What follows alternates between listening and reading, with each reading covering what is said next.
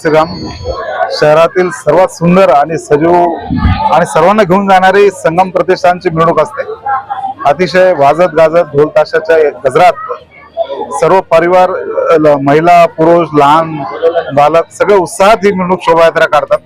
गेल्या अनेक वर्षाची परंपरा बंटी जयस्वालच्या नेतृत्वाखाली चालू आहे आणि डीजे मुक्त रामनवमी काढण्यात आलेली आहे। सर्वांना रामनवमीच्या सर्वांना शुभेच्छा देतो।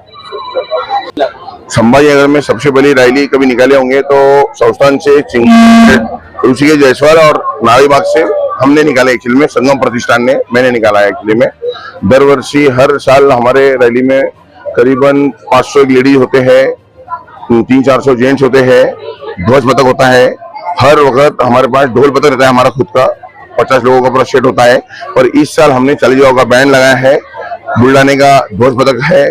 बाद में फिर हमारा खुद का एक फ्लैश मॉब बोलकर जगह जगह पे एक नृत्य होगा बच्चों का, छोटे छोटे बच्चों का, 30 बच्चों का संच है वो, ऐसा उनका राम भगवान के ऊपर डांस होगा। एक्चुअली में एक ऐसा सब कुछ रहेगा। ही मिरवणूक राहणार आहे। तसेच रामनवमी निमित्त सर्व राम भक्तांना खूप खूप शुभेच्छा देतो। धन्यवाद।